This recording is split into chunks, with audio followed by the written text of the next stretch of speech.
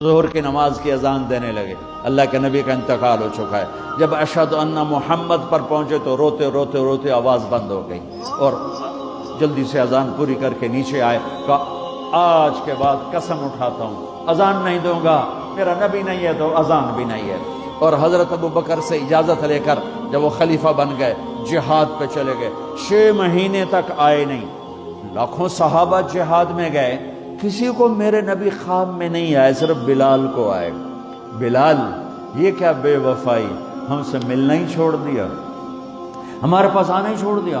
آنکھ کھلی تو ان کو یوں لگا جیسے اللہ کے نبی زندہ بلا رہے ہیں، یا رسول اللہ میں آ گیا، یا رسول اللہ میں آ گیا۔ اور اسی وقت اونٹنی کو بھگایا۔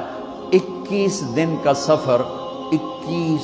سفر 7 دن میں کیا، 7 دن صرف نماز اور پیشاب کے لیے اترتے تھے اور بھگاتے بھگاتے بھگاتے 8ویں دن جب مدینے میں پہنچے تو آتے شور مچایا، یا رسول اللہ میں آ گیا، یا رسول اللہ میں آ گیا۔ ان کے ذہن سے نکل گیا کہ آپ تو دنیا سے جا چکے ہیں۔ جب مسجد کے قریب پہنچے تو پھر تڑپ اٹھے اور چیخنے لگے کہ آپ تو ہیں ہی نہیں۔ پھر گئے سیدھے قبر پہ جا کے یوں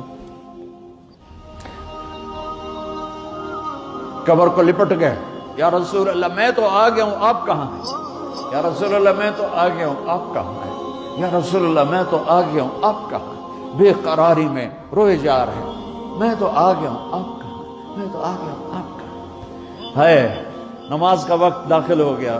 کون سی نماز تھی اللہ ہی جانتا ہے، اور سب کو پتا تھا بلال نے قسم کھائی ہے کہ اذان نہیں دیں گے، لہذا کسی کو جرت نہیں ہو رہی کہ بلال سے کہیں آج اذان بلالی سنا دے۔ تو چند صحابہ کو خیال آیا کہ نبی کے نواسوں کو سفارشی بناتے ہیں، حسنین۔ آپ نے فرمایا میری آنکھوں کی ٹھنڈک حسن اور حسین، میرے جنت کے پھول حسن اور حسین۔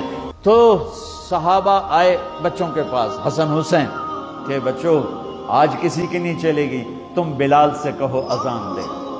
تو یہ دونوں ننھے منھے بھائی، حسن 7 سال کے، حسین 6 سال کے، 10 مہینے کا فرق تھا دونوں بھائیوں میں۔ چچا ایک درخواست کہ میرے ماں باپ آپ پہ قربان، آپ درخواست کیوں کہہ رہے ہیں؟ آپ امر کریں، آپ حکم کریں۔ کہنے لگے جیسے آپ ہمارے نانا کے لیے اذان دیتے تھے آج ہمارے لیے دے دو۔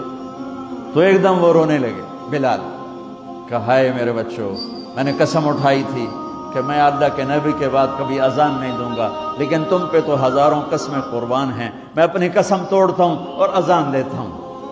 جب وہ چڑھنے لگے اس بی بی کے گھر، قریب ایک انصاری عورت کا گھر تھا جس کی چھت پہ چڑھ کے اذان دیا کرتے تھے، تو سانس رک گئے سب کے، آنکھیں پھٹ گئیں، اور وہ یوں منظر دیکھ رہے کہ آج بلال تو ہے، محمد مصطفیٰ نہیں ہے۔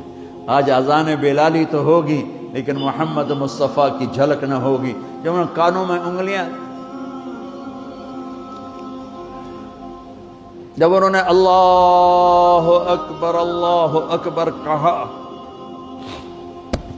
تو مدینے میں گھر گھر ماتم بچھ گیا، عورتیں بھی چیختی ہوئی گھروں سے باہر نکل آئیں، سارے مدینے کی گلیوں میں چیخ و پکار مچ گئی، اور یوں سب کو لگا جیسے محمد مصطفیٰ زندہ ہیں اور ان کا زمانہ ہے، لیکن آپ تو جا چکے تھے۔ یہ بلال کو جو رتبہ میرے رب نے دیا، یہ غلامی مصطفیٰ کی وجہ سے دیا ہے۔